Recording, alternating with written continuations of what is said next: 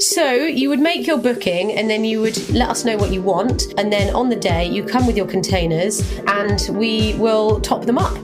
There are more people who are like, I know plastic's bad, but I'm not really going to do anything about it unless it's made ultra convenient. That's the audience, is those people. Just making it easier for people to go plastic free, because I myself admittedly didn't lead a plastic free lifestyle or a zero waste lifestyle before starting this business. Welcome to Mindful Businesses, presented by Sarani, and I'm your host, Vidya Iyer. In our podcast, we bring to you brands which are mindful in their practices and processes. A mindful business adopts and employs sustainable social, economic, and environmental practices. Today, we have with us Ella Shone, founder of TOPUP TRUCK, mobile zero waste shop. Welcome, Ella. She joins us from the borough of Hackney in London. Welcome, Ella Shone. Hello. Thank you very much for having me on your podcast. So the early 50s was when one of the first supermarkets was started in UK and US, a few years after the World War. Mm-hmm. And with that came a lot of problems of packaging, of choice. When I grew up, we would go to the neighborhood grocery store. We would buy our grains and rice and tea, and he would just scoop it up from his sack of bulk goods and pack it in a little brown paper bag, and he would give it to us. Mm-hmm. Things have changed so much. Yeah, I mean, absolutely. I think, as you say, with the advent of supermarkets, when you say kind of problem of choice, we're totally overwhelmed with choice when we go into a supermarket, and it's something to do with consumerism at large. We sort of have everything at our fingertips as and when we want it, and there's ridiculous amounts of packaging, and I guess makes you wonder how much of that is necessary. And the reason why these things came about is we want to keep the price of food reasonable. So we scaled up production, optimized distribution, and a portion of the income that a person spends on their food has remained fairly constant, at least in America, or in fact, maybe even dropped as a percent of their monthly income. Yeah, I've never actually looked into that. That's very interesting. So the spend as a percentage of income on food has reduced over the years. But obviously, sort of with kind of mass production and sort of packaging and things like that, the quality of food has obviously dropped, and obviously a decline in the kind of sustainability of the food that we're eating. The rise of supermarkets has meant that people actually expect food at a sort of unreasonable cost. There's farmers whose sort of margins are squeezed so much. People have come to expect to have a wide variety of food in any season at an unreasonably low price. But the expectation means there's always going to be issues with the supply chain when you have food at that low cost, because obviously farmers are squeezed in terms of their margin, in terms of what they can make by the supermarkets. When they're buying stuff in giant quantities, they drive the prices right down, and then actually you get something that's produced naturally and fairly and organically, and the cost seems unreasonably high. The nuts and bolts of it was that the cost of cheap products, when you look at true cost, is actually a lot higher because of the lack of welfare in the supply chain, damage to the environment in terms of there being unfair pay in the supply chain. But don't get me wrong, plastics have a benefit. Mm-hmm. It provides us hygiene, right? Because it has to be on the shelf. Like, especially in times of pandemic, stores which had bulk goods that you could self-serve and put it in a bag yourself, got rid of it, and in fact started packing in 1 pound or 2 pound bags and leaving it in place of where they had the bulk goods. So there are advantages to plastic so that we don't fall ill, we don't get bacteria in it, or we don't get viruses, people coughing on it or putting their hands in it. The reason why plastic has become so prolifically used in the food industry is because it is so well designed, for keeping the nasties out, for extending life of food. It is lightweight, it is cheap, and it's very much sort of have a lot of benefits in terms of like food safety and hygiene. Besides even just food safety and hygiene, I'm assured of the weight, right? When it says 1 pound, and it's packed in a factory or in the store, I know it's a pound. I know what brand I'm getting. So there are many, many advantages. Yeah, in terms of kind of like labeling, in terms of, I guess there's been a big rise in the last how many years of, consumers kind of want to know, they want to know the nutritionals, they want to know the weight, they want to know the shelf life, they want to know, and, trading standards have got a lot higher, sort of necessitating in a lot of contexts that everything has all of that information on the packet. So how do you think we are using the plastic in the wrong way? What is wrong with it? The problem is that the majority of plastic that we use is single use. Yeah, it's just used once and then it's discarded. And I mean, the UK's relatively high recycling rate, 45% of plastic is recycled in the UK. That's less than half, right? Mm-hmm. So that means that the plastic that is being used in food packaging is either being incinerated or, it's going into landfill. And then in certain instances, it can be shipped off to non-OECD countries where it becomes both a health hazard and obviously an environmental hazard. So it's just, yes, we have to bear these, health and safety issues in mind. We have to find ways of giving information to consumers, but also at the same time, we need to design packaging, the plastic waste out of the supply chain. So what do you use? The idea of Top-Up Truck is that, so we buy things for a start in bulk, and then that's decanted into the containers which go on the truck, into reusable containers, and then it's at the point of purchase, these are then going into the customer's own containers. So the product information, stuff like that, is on the website, and everything is kind of weighed out so people know how much they're buying of everything. But the whole idea is there isn't that kind of packaging waste element in the chain. It's getting passed from one container to another container and sort of refilled. The supply chain is therefore circular as opposed to linear, because linear supply chains, given that things only go in one direction, there is the thing that houses the food or the product is then discarded and generates waste and pollution. What about the hygiene then? So you put your products in the customer's containers. So do you offer some guidance how clean the containers should be and what kind of containers they should bring so that you prevent any contamination? Yeah, I mean, it's kind of down to the customer to bring an appropriate sort of container, make sure it's clean. I wouldn't fill anything that's visibly dirty, but it's worth bearing in mind that in this business, we're handling very low risk products as well. Obviously, when stuff has, when you've got wet products, they're a lot more prone to, like wet products with sort of low acidity, low sugar, low salt are obviously prone to kind of pathogen activity. These are dry products, have a very long kind of shelf life anyway. So the risk is quite low. Do you have paper bags? Yes, because of the lockdown restrictions in the UK, we've actually had to pivot the model slightly. So all of the liquids that we sell are currently in own containers, but we're having to take pre-orders. So we are pre-packing our dry goods into brown paper bags. But, once this period of time has ended and we're out of lockdown, looking to go back to all own containers or reusable containers. What are the products you carry? In terms of the kind of dry goods, there's pasta, there's oats, there's rice, there's lentils, a lot of dried fruit, nuts, seeds, sweets, sort of like raw chocolate raisins, cacao powder, herbs, spices, and then also oil, vinegar, and then bathroom products like cleaning products. Yeah, kind of bathroom products like shampoo, conditioner, hand wash. We've got about 100 products on there in total.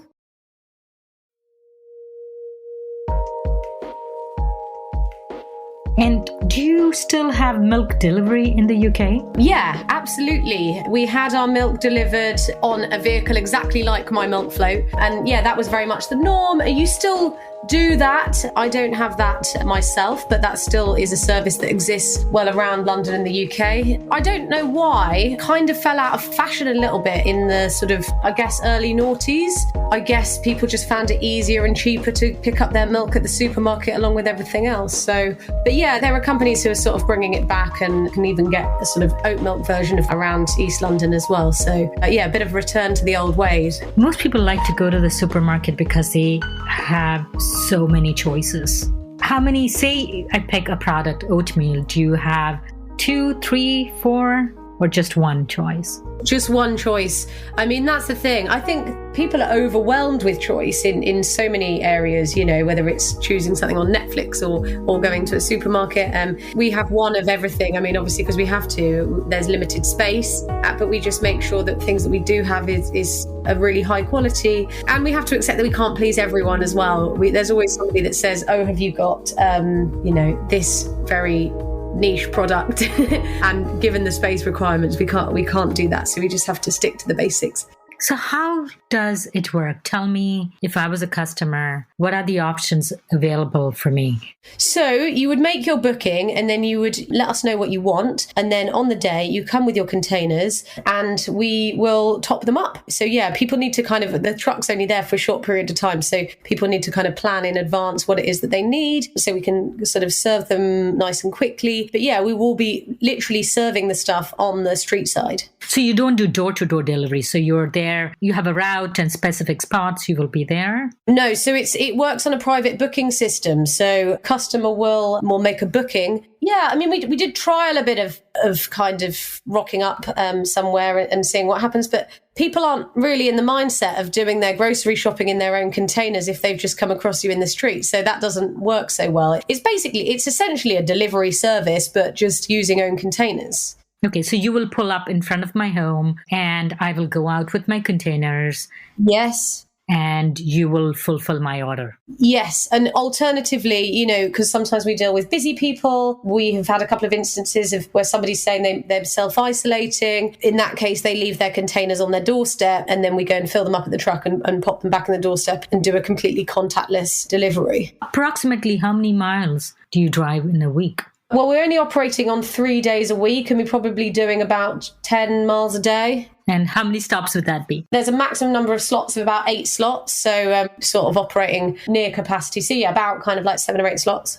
So how can you scale up? Because you are going through a congested part of the city. You are driving in the city and your reach is only so many people because you can go only so fast and so far in a given day. How would you scale up? Yeah, we would get more milk floats and have different delivery points. I mean, obviously, as you've rightly identified, the range of the batteries on these old milk floats is quite limited. So you have to have different delivery points, different sort of bases where the floats are charged and stuff like that. Describe to the American audience, what is a milk float? So a milk float is an old electric vehicle. We've had electric vehicles in the UK for quite some time. And like now, when you talk about electric vehicles, nowadays we've got lithium ion batteries on electric vehicles. These are, on my milk float is something called lead acid batteries, which are like very old school technology. And so it's basically there would have been a whole fleet of them at the dairy and then, or the distribution point. And then the floats would then go around London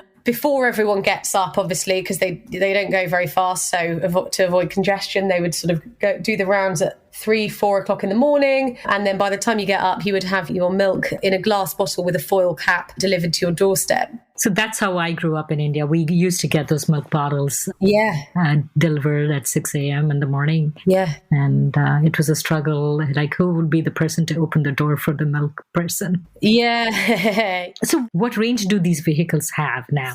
Yeah, I mean, with a new set of lead acid batteries, you can do up to 70 miles. So mine have old batteries, so I can do 25 miles. But yeah, you can certainly modify the vehicles as well to put new batteries in. So you just come back and plug it in your EV charger? It's not really what you would describe as an EV charger, because that's normally what you would charge a kind of modern electric vehicle on. It's a very simple kind of commercial 3-pronged sort of 32 amp socket, basically. Tell us what a typical day is for you with your top-up truck. But I must say, I'm so fascinated with the whole milk float concept. The closest we have here is the ice cream truck. The ice cream truck, I guess, just rocks up and puts the jingle on, right? Yeah, the typical day will be we'll have the bookings for the day, and we'll go and and basically we'll go to those bookings, and there's about 8 of them in a day, and we will meet people. There'll be neighbours who kind of congregate as with milk floats arriving. Mm-hmm. We'll find a group of neighbours sort of there ready with their containers in the usual spot, and then we kind of go. It's very intense. like, there's no denying, it is an incredibly intense job. Driving them, not because you drive and you have to manage all of the communications and you have to then find somewhere to park. There's lots of people looking. It's quite a difficult vehicle to maneuver. You get there and then there's people asking all sorts of questions, and bearing in mind there's also people that are stopping you in the street going, this is amazing, what's this? And you have to stay focused, and you have to, also tell people about allergens and stuff like that, and then fill up the containers and then put it all through the tills and weigh everything. And you really have to be hyper focused, and it's really not for the faint-hearted, and it is incredibly exhausting. Yeah, and before you do all of that, we have to load everything onto the float, so there's a lot of manual labor, heavy lifting. Do you do this all by yourself? No, I did in the beginning, and now I've got people who help, and I'm doing a bit less of the driving. But yeah, sometimes kind of testing the waters a bit. You usually need to have 2 people on the milk float just to manage, because we don't let people, some zero waste shops, people kind of serve themselves because of the pandemic. Maybe this will change in the future, but because of the pandemic, we're doing all the serving ourselves. So yeah, you kind of, if you've got a queue of 10 people kind of down the street and it's a half-hour window and they all want XYZ, you have to work super fast, like in terms of filling everything up. So yeah, having 2 people to kind of get through everything is totally necessary. What about if it's raining? How do you manage? Which probably does very often in London, right? It is challenging. That there's no denying. It's not that fun when it's raining. The truck is, with the modifications that we're doing, is going to be sort of more weatherproof. But at the moment, yeah, it doesn't have that. And you have to improvise. You have to just make sure that the goods don't get wet. You have to make sure that the technology doesn't get wet, and make sure that the customers don't get annoyed because they're in the rain. Make sure you don't get cold and ill. And, it can be pretty hectic. But yeah, I think it's just about finding processes and sort of adapting the truck so it's a bit easier. Coming back to the products, so you have all these in different containers on your truck. How do you prevent cross-contamination? People have allergies, dietary restrictions. How do you manage a customer who has those preferences? Unfortunately, you sort of have to make choices and set your priorities when doing an insane operation like this. And I wish we could be everything to everyone, but unfortunately, I've had to put a sort of a defensive allergen warning to kind of basically protect us and kind of say, because even though we do take measures to avoid cross-contamination, just because of the nature of the environment, things are kind of in close concept. There is mustard, there is gluten, there is sesame, and what other allergen? Mustard, gluten, sesame, and nuts, obviously, all present. So yeah, we just have to make customers aware, sort of different points along the purchasing funnel, that those allergens are handled in the environment. So you have a fair warning, say, we have cross-contamination, so... We can't guarantee that there is no cross-contamination. I think there are certain instances in which packaging is quite useful. And when people do have allergies, that's where it does really serve a purpose. And the nature of these shops does make it quite tricky, because things aren't totally separate. It does make it a bit tricky for allergy sufferers. Where did you get the idea to have this sort of distribution system? Yeah, so I've been working in food and sustainability for the last 5 years. I worked for London's biggest artisan bakery. And then I worked for a company called Ruby's in the Rubble, who make condiments from surplus, kind of outgraded, wonky produce.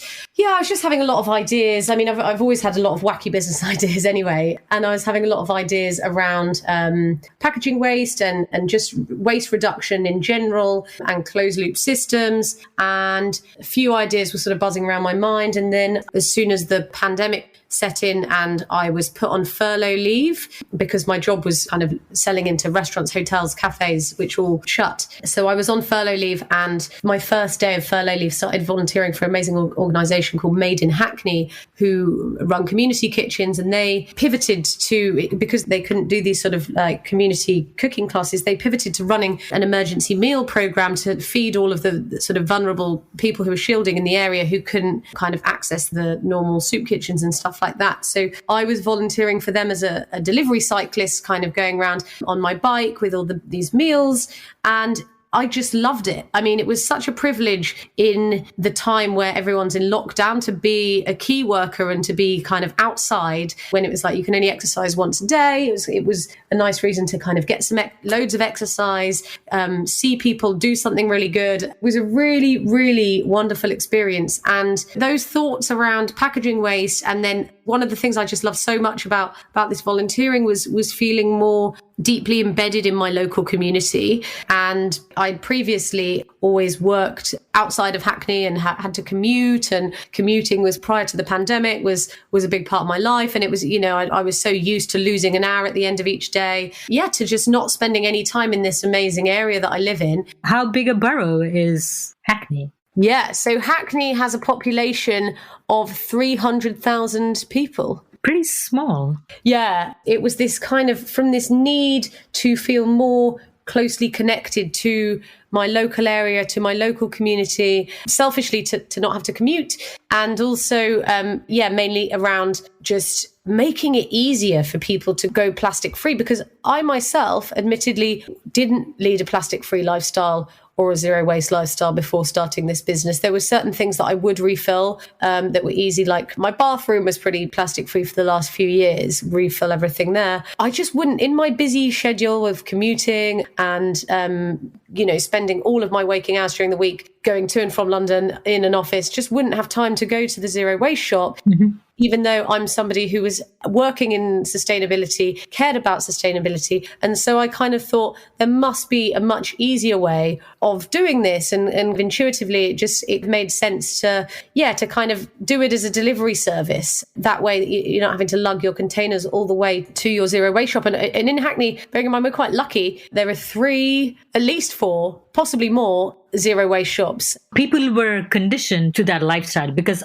in the US, there are very, very few zero waste stores. Mm-hmm. So they had the mindset, they had an understanding. Yeah, I mean, it certainly meant that there was already like an audience. You didn't have to teach everyone about it. But the whole idea of this is not to kind of, I guess, take business away from the other amazing zero waste businesses in the area, rather to take this to new audiences, which aren't your like super early adopter, like total eco warrior type. They're more people who are like, I know plastic's bad, but I'm not really going to do anything about it unless it's made ultra convenient. That's the audience, is those people, because people who lead a completely zero waste lifestyle, they're usually more than happy to go on their bike to the local fixed location shop. Whereas the thing about this, what's so great, is some of those people are the ones that book the truck still. In booking the truck, it's not just them that they're kind of having an impact on their own lifestyle.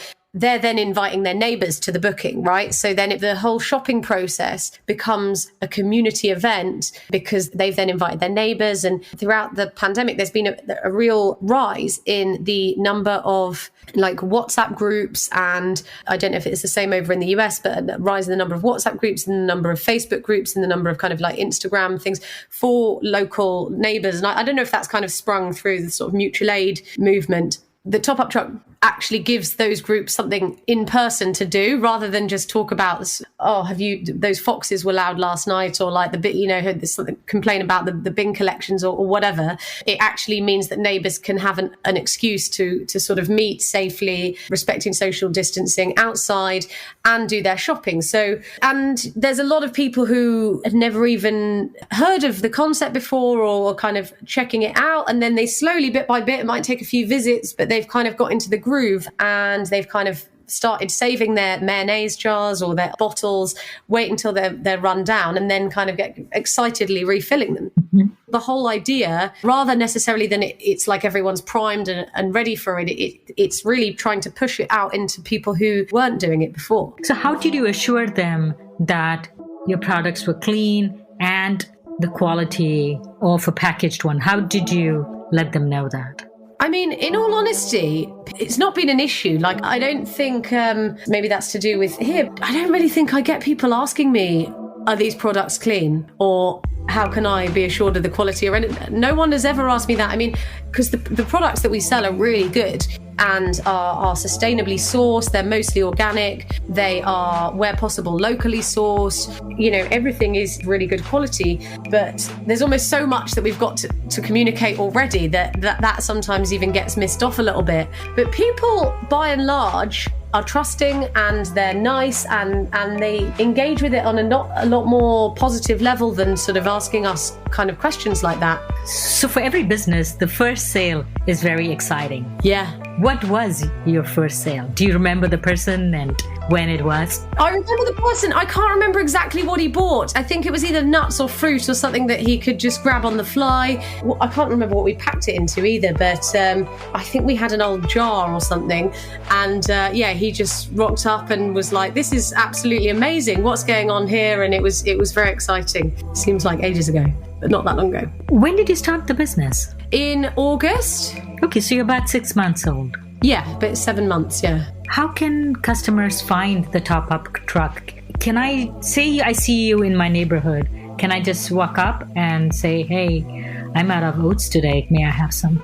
So when we first launched, we were sort of taking passing trade. Obviously, people would book us, right? Because of lockdown restrictions in the UK, we've had to move to a pre-order only system. And that has a number of advantages and a number of disadvantages, because obviously we can't then serve people on the fly. And so it means we've had fewer customers and stuff like that. But yeah, it's kind of helped people get in the groove. And we're wondering if we're going to carry on doing that in the future. So how do you optimize your routes? They have to book for certain days. So each area that we go to has a different kind of time slot, and then people can just book within that time slot. Oh, okay. So you say, "I'm going to be on this route," and they can say, "Okay, this slot works for me on Tuesday at 3 p.m. Then they booking a slot and you driving up and down. Yeah, I mean, it's not so much. I mean, the route is actually very short because, we've actually been very restrictive as to when people can book. So it may be that we're kind of going back and forth a little bit, but say Friday morning is for the, roughly speaking, the kind of like E9 postcode, and then the Friday afternoon is roughly speaking for the E5 postcode. And so we're not kind of leaving a zip code, as you call it, in the course of an afternoon. So it all stays relatively compact. And it works a bit like a kind of restaurant booking system. Within the allocated day for the postcode, people just book one of the slots that are available. There's so much variation what people want, especially with the pandemic, right? And sometimes people are overwhelmed with something and nobody has a routine. How do you estimate how much of what to buy and how to buy and to be able to optimize revenues, especially as a fresh business, which has started in the pandemic? I can't imagine it could have been easy. And after the pandemic too, right? How would you estimate what you buy? How do you forecast? We just forecast based on previous sales, and it does fall into a bit of a pattern, really. Sometimes we get it wrong, but most of the time it's pretty straightforward. Able to sort of match the demand with the supply. More or less. I mean, occasionally you just get somebody ordering huge amounts of stuff. Other than that, like over time, you can pretty much roughly, bearing in mind it's not, we don't just have I'm partnered with a shop. So there's a bit more space outside of what's on the float to be able to hold a bit of stock as well. So we forecast order the stock and we get it in, and very rarely do we have stock issues. Would you like to talk about the partnership with the shop? Yes. So I launched in partnership with a store called Re-Stor, which is kind of based in Hackney as well. And I knew Megan, who owns Re-Stor, from previously because I used to supply Megan with, when I worked for Rubies in the Rubble, with some of their products. So yeah, it kind of came about because I'd sort of had this idea in lockdown, and I approached Megan and I was like, hey, this is kind of what I plan to do. Obviously, just letting you know, because it's kind of in the same area as you, and it's the similar concept, and maybe we can collaborate in the future. And she said, that's so crazy. I was literally just thinking about a milk float this week. That's insane. Let's have a meeting. And And it just made a lot more sense to kind of partner up. And we had to, although I knew her from before and we'd had some form of working relationship before as well, obviously we needed to make sure that we were kind of aligned in terms of vision, in terms of values, in terms of like, and when I say values, in terms of like pricing, in terms of sourcing, in terms of sort of like, just in terms of how we run the business. And so we kind of realized we were pretty well aligned. And it's quite nice to do stuff in partnership as opposed to in competition, and be supportive and share knowledge and kind of help each other out. TOPUP Truck is having a crowdfunding to raise money. Tell us about it. Currently, so I launched a crowdfunder at the start of this month. It was actually meant to be a 5-week campaign. It's a little crowdfunder, just a rewards-based crowdfunder on a platform called Crowdfunder UK. What is the reward-based crowdfunding? So it's rather than equity, we're offering rewards in exchange for donations. And we launched this back in the start of this month, and it's a 5-week campaign, but we actually hit the initial target of £7,000 in 3 days, which was amazing. And now and then we hit the stretch target of £10,000 shortly after that, and we're now currently trying to raise 15,000 by the end of the month. In exchange for donations, people can get all sorts of wacky and wonderful rewards, such as they can be mayor of the milk float. So go around on the milk float announcing the arrival of the milk float with a bell, or they can have a trippy psychedelic risograph print of the milk float, or they can, we've got a personalised upcycling service for creating produce bags from people's old garments. Wine tasting has been very popular for obvious reasons. Just try to keep all of the rewards sort of within the ethos of what we're doing, but also bring a lot of like craziness and personality and outside the box thinking to it, just to make it a little bit more fun and kind of show what we're about.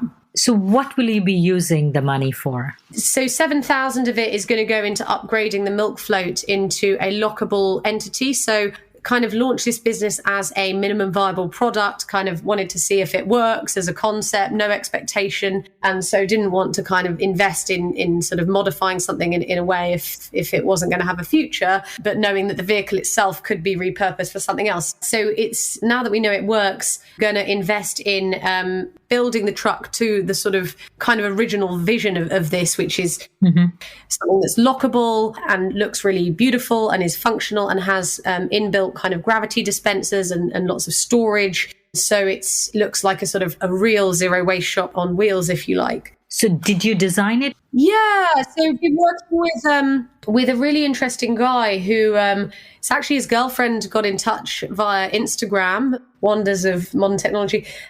She just got in touch randomly via Instagram and kind of said, this is what my partner does. Yeah, he's just a really, really interesting dude who is based really locally, a real kind of creative problem solver. And he kind of specializes in using renewable materials and like full sort of traceability on the plywood and everything that he's going to be building it from. So yeah, it's going to be built not only to kind of fulfill its purpose, but also look really nice and be made from sustainable materials. So one thing the pandemic has brought us is closer to our communities. Like you said, there are so many more social media groups focused on the community. What has the reaction been in your community in Hackney to your truck? It's been amazing, really. I mean, people stop us in the street all the time and say, this is brilliant. This is such a needed service. And it's been really wonderful. It had also spoke to a woman recently on the phone who had mobility issues, who was so delighted that we could go to her. And so she could, not have to compromise on her values because of her mobility issues. But generally, even people who aren't actually using our service or kind of who aren't actually shopping with us,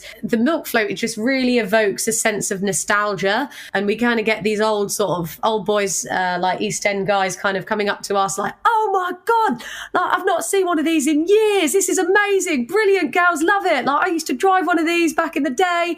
And there's this real kind of like, it just brings about a lot of community spirit, and people stop and kids wave, and the branding's quite funky, it's got pink on it, it's got bright green on it, it's got a little truck logo on it.